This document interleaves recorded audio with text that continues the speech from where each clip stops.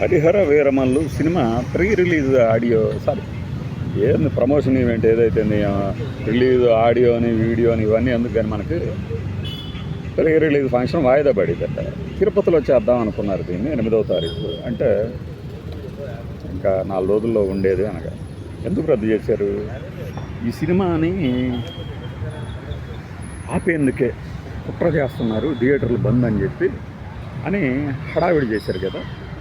మరి అప్పుడే నేను మీకు బాగా గుర్తుంటే ఆ సినిమా గురించి ప్రచారం జరగబోతుంది ఇలా అని ఒక వీడియో చూశాను. మీకు బాగా ఓపిక అనుకుంటే గుర్తు తెచ్చుకుంటే అందులో ఉంటుంది అసలు ఈ సినిమా పూర్తయిందా అని.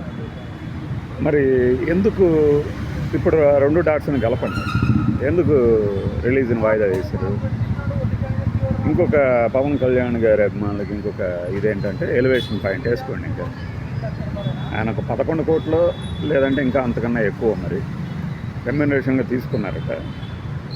ఆ సినిమా రెమ్యూనరేషన్ కూడా వెనక్కి ఇచ్చేశారు ఏం రత్నం గారికి అని చెప్తున్నారు. ఎందుకు ఇచ్చేశారు మరి? సరే ఇది ఎలివేషన్ పాయింట్ కాబట్టి మనకెందుకు, మా హీరో రెమ్యూనరేషన్ కూడా వెనక్కి ఇచ్చేశారా అని నేను సోర్స్ కూడా చెప్తా. దట్స్ తెలుగులో ఉంది చూసుకోండి. ఆయన ఇచ్చేశారు అంటే దాని వెనక ఏమై ఉండొచ్చు అని కొంతమంది, లేదు ఓజీ సెట్స్కి వెళ్తున్నాడు ఆయన అందుకనే ఈ సినిమాని అదని ఇదని ఏదో రకరకాలుగా చెప్పుకొచ్చినప్పుడు సినిమా రిలీజ్ ఎందుకు వాయిదా పడింది? థియేటర్లో అన్ని సినిమాలు రిలీజ్ అవుతున్నాయిగా, కాలేజా కూడా రిలీజ్ అయిందిగా, బంద్ ఏం లేదుగా, మీ బొందా లేదు కదా, ఎందుకు రిలీజ్ చేయట్లేదు మరి సినిమాని? లేదు ఉందా? ప్రీ రిలీజ్కి ఎందుకు అనవసరంగా డబ్బులు దాంట్గా ఆ డబ్బును మనం గ్రామాలకి పంచుతాము అని ఉదాత్తమైన నిర్ణయం అన్న మంత్రి గారు తీసుకున్నారా? అది క్యాబినెట్ భేటీకి సంబంధించి కొన్ని ఆణిముత్యాలు అంటారు కదా, ఆణిముత్యాల నిర్ణయాలు ఉన్నాయి కొన్ని.